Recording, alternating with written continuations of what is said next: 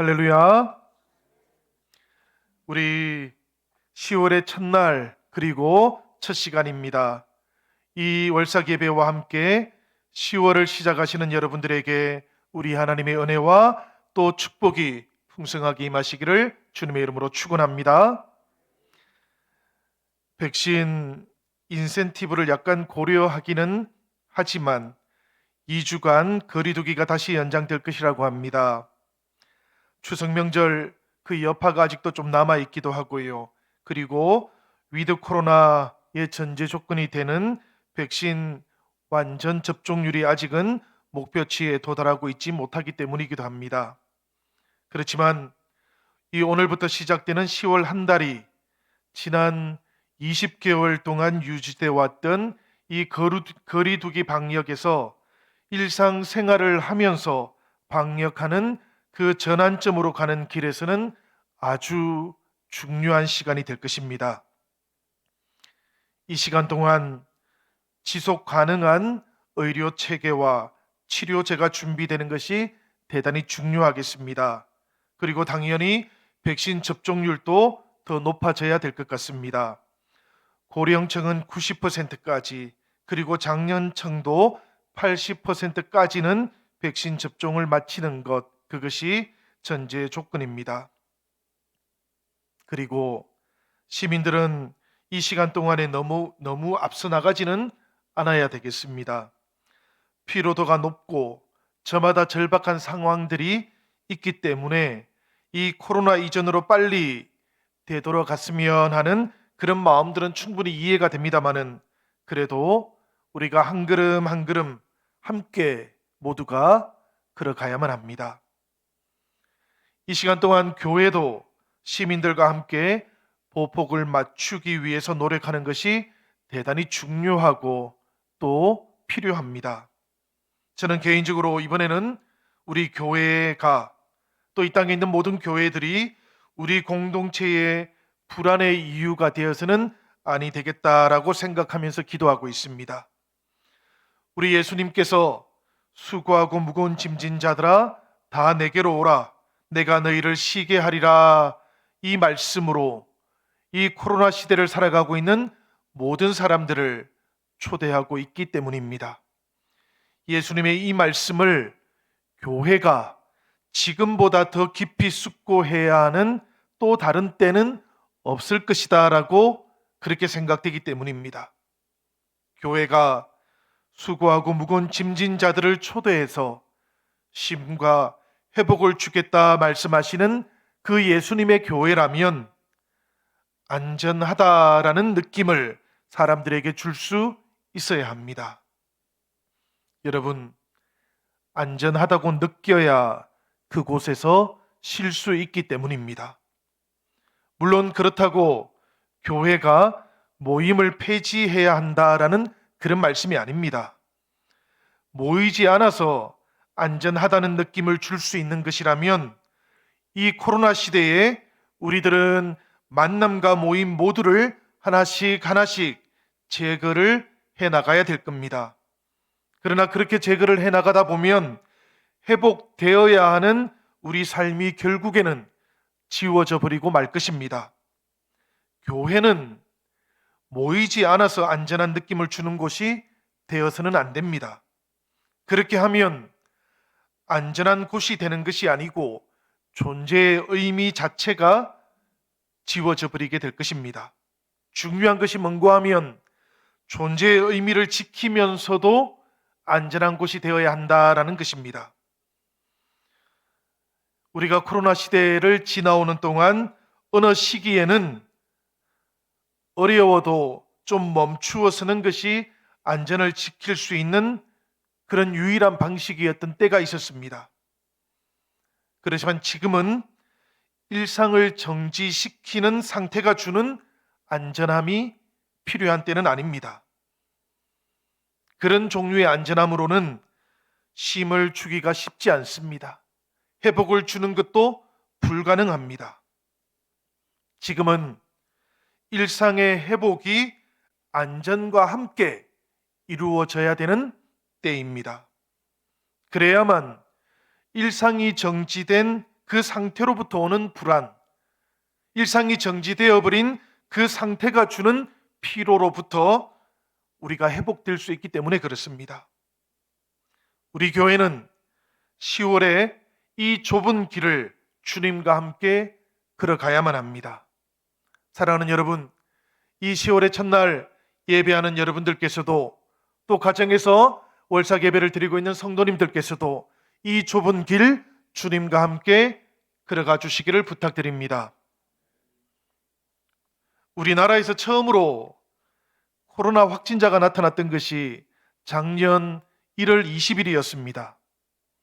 그 후로부터 약 20개월 동안 우리들은, 그리고 전 인류는 이 코로나 전염병과 싸워왔습니다.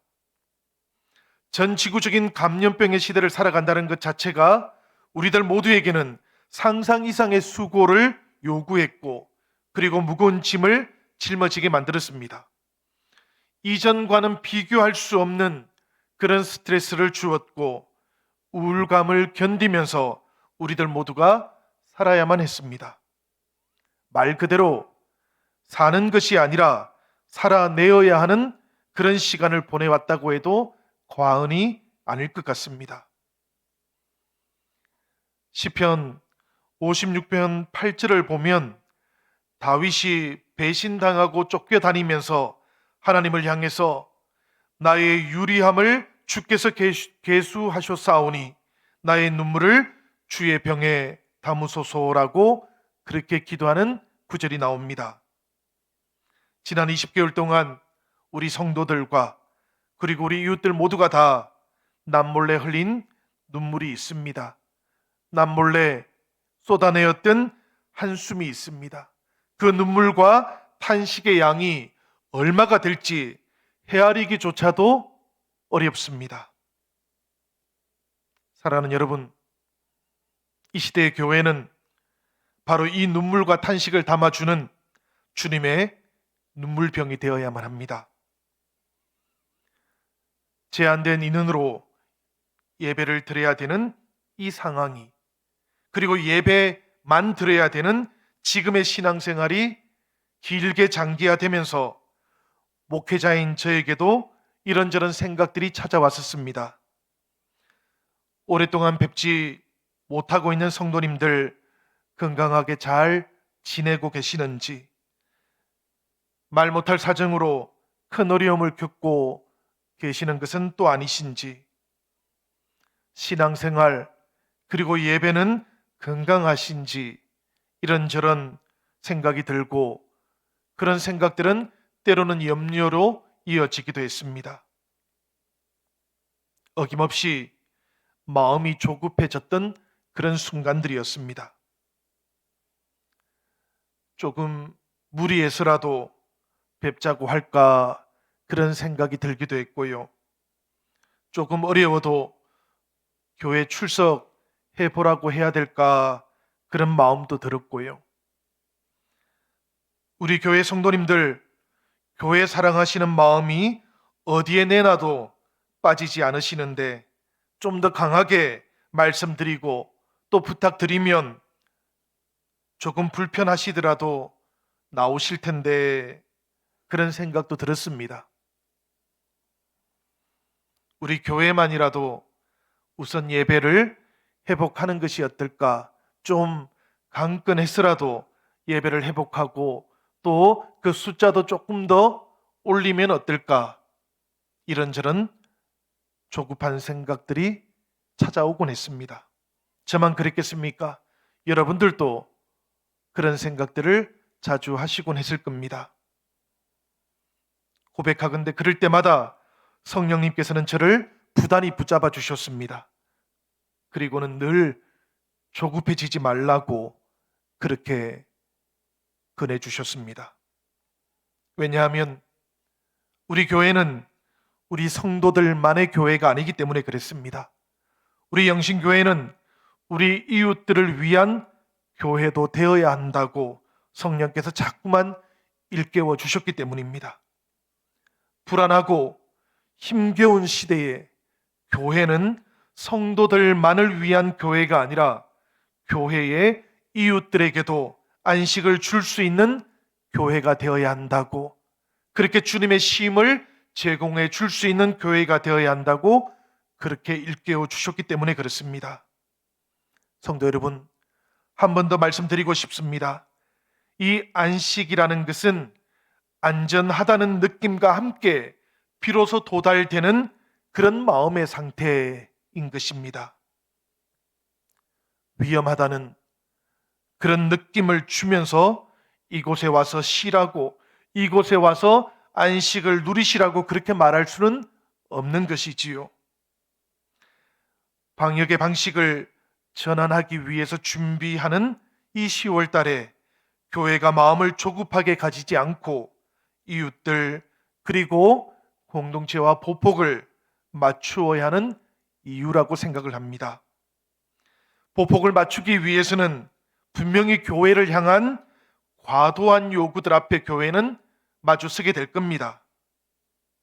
때로는 억울한 마음이 들기도 하고, 왜 교회를 향해서만 이렇게 가혹하게 요구를 하는가, 그런 마음이 들게 되기도 할 것입니다. 그런 생각이 찾아오고 그런 마음이 들 때도 성도들은 담담하게 그런 상황들을 받아들여야 할 수도 있을 겁니다. 왜 그런가 하면 교회가 가는 길은 사랑의 길이기 때문에 그렇습니다. 교회가 가야 하는 길은 주님과 함께 걸어가야 하는 길이기 때문에 그렇습니다. 힘들지 않고 수고스럽지 않은 사랑의 길이 어디에 있을 수 있겠습니까?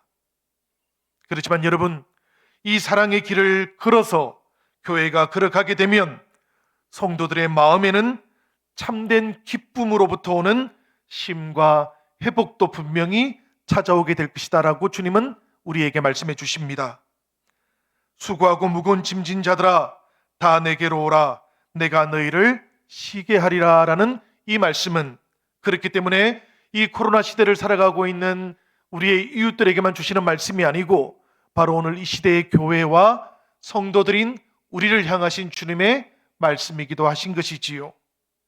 여러분, 이 말씀이 예수님께 나오기만 하면 아무런 사랑의 짐도 없고 사랑의 수고도 없다라는 그런 뜻이 아니라는 것을 우리는 잘 알고 있습니다. 예수님께서 교회와 성도들을 향해서 내가 너희를 쉬게 하리라 말씀하셨던 것이 내가 너희에게 아무 일도 하지 않게 하리라 그렇게 말씀하셨던 것은 아니기 때문입니다. 하나님의 일을 하는 것이 곧 나의 양식이다라고 말씀하셨던 분, 그분에게는 쉼과 안식이라고 하는 것은 일하지 않는 상태와는 본질적으로 다른 것이기 때문입니다. 그래서 예수님께서는 이어지는 말씀 속에서 우리를 향해서 나의 멍에를 메고 내게 배우라라고 그렇게도 말씀하셨던 것입니다. 여러분, 내가 너희에게 아무 일도 하지 않는 것으로 너희를 쉬게 해주겠다라고 예수님께서 말씀하셨다면 예수님께서는 우리에게 어떤 멍에도 매지 않는 삶을 제공해 주셨을 것입니다. 그러나 내가 너희를 쉬게 하겠다라고 말씀하셨던 그 주님께서는 우리에게 주님의 멍에를 메고 주님으로부터 안식을 얻고 쉼을 얻는 방식을 배우라라고 그렇게 말씀해 주셨습니다. 주님께서 우리에게 배우라고 말씀하셨던 이 멍에 매는 법이 바로 오늘 이 시대의 교회와 성도들이 감당해야 하는 사명이고 그리고 임무라고 생각을 합니다. 성도 여러분, 때때로 우리들도 이런 경험을 하고 있지 않습니까? 몸은 쉬어도 마음이 편안하지 않는 때가 있지요. 그럴 때는 쉬어도 쉬어지지 않는 것입니다. 때로는 손가락 하나 까딱하지 않아도 중노동하는 것 같은 그런 힘든 때도 있지 않습니까? 지난 20개월의 코로나 기간을 지나오는 동안 어쩌면 교회는 바로 이런 시간들을 보내왔는지도 모릅니다. 일하지는 않지만 쉬지 못했고, 일하지 않았지만 그 마음속에 안식이 없었고 기쁨도 경험하지 못했던 시간들입니다. 그렇지만 여러분, 때때로 우리는 또한 이런 경험도 하지 않습니까? 힘들게 일하고 수고하면서도 마음이 평안해지는 그런 경험들을 하지 않습니까? 때로는 힘들게 일하고 수고하지만 피곤하기는커녕 마음이 더욱더 즐거워지고 활력이 넘치게 되는 그런 때가 있지 않습니까? 우리 주님께서 우리에게 나의 멍에를 메고 내게 배우라 라고 말씀하시는 것은 바로 이런 일하면서도 기쁘고 일하면서도 그 마음에 오히려 활력이 넘치는 그런 쉼을 말씀하고 계시는 것이기도 합니다. 그래서 주님께서는 멍에를 메고 내게 배우는 자들마다 그 마음이 쉼을 얻게 될 것이다 라고 그렇게 말씀하고 있는 것이지요. 주님의 이 멍에는 쉽고 가벼운 것이라고 그렇게 말씀하고 있습니다. 여러분, 우리가 세상을 살아가는 동안에 메고 있었던 그런 짐은, 그런 멍에는 어떤 것입니까? 모두가 다 힘겹고 우리를 어렵게 하고 때때로 우리를 지치게 하는 것이었지 않습니까? 수고하고 무거운 짐진 자들아 다 내게로 오라 라고 말씀하셨던 이 주님의 말씀 속에는 우리의 인생이라는 것이 본질적으로는 수고하고 무거운 짐을 지는 것과 같다라는 그런 의미가 함축되어 있기도 합니다. 생각해 보면 여러분, 저 사람은 고민이 없겠지 이런 생각을 하다가도 만나보면, 이야기를 나누어 보면 그 사람에게도 생각하지 못했던 고민이 있다는 것을 발견합니다. 우리들 모두가 다 생각하지 못하는 그런 고민들을 가지고 살아가고 있다는 것을 알게 되곤 하지요. 그런 우리들을 향해서도 주님께서는 내가 너희를 쉬게 할 것이다 라고 말씀하시는 겁니다. 여러분, 코로나 시대를 지나오는 동안에 얼마나 힘겨우셨습니까? 우리의 신앙만은 아니지요. 우리 교회의 삶만은 아닙니다, 여러분. 우리가 세상을 살아가는 동안에 우리도 똑같이 먹어야 하고 마셔야 하고 그리고 가정을 이루어야 합니다. 때로는 우리들 모두도 세상 사람들처럼 물질로 인한 공고함을 경험하기도 하지 않습니까? 이 모든 것들 때문에 우리가 여전히 힘들고 무거운 짐을 진 그런 인생들인데요. 그런 우리들을 향해서도 주님께서는 말씀해 주시는 것입니다. 내가 너희를 쉬게 해주겠다. 사랑하는 여러분, 이렇게 말씀하시는 예수님을 떠올려 보았습니다. 예수님의 모습이, 이렇게 말씀하시는 모습이 참 당당하시구나라는 그런 생각을 하게 되었습니다. 그런 당당함이 어디에서부터 오는 것일까, 그런 생각도 해보았습니다. 이 시대의 교회가, 이 시대의 성도들이 이 예수님의 교회고 성도들이라면 우리에게도 이런 당당함이 있어야 될 텐데 라는 그런 생각도 해보게 되었습니다. 말씀을 보니까 예수님께서 가지고 계셨던 이 당당함은 다름 아닌 하나님과 맺어져 있는 끊을래야 끊을 수 없었던 그 연결고리 때문에 생겨난 것이었습니다. 사실 힘든 것으로 치자면 예수님보다도 더 힘든 삶을 사셨던 분이 누가 있었겠습니까? 예수님보다 더 힘든 일을 했던 분은 또 어디에 있었겠습니까?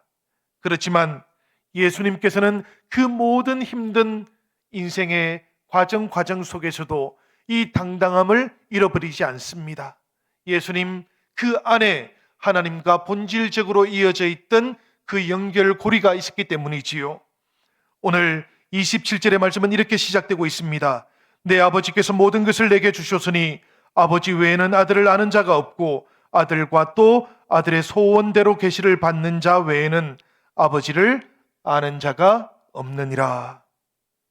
예수님께서는 그 모든 삶의 상황들 속에서도, 예수님께서 걸어가셨던 그 모든 인생의 여정들 가운데에서도 하나님과 결코 끊어져 있지 않다라는 이 연결고리가 있었기 때문에 그 내적인 자의식 속에서 언제라도 지치지 않을 수 있었던 것이고 당당함을 유지할 수 있으셨던 것입니다.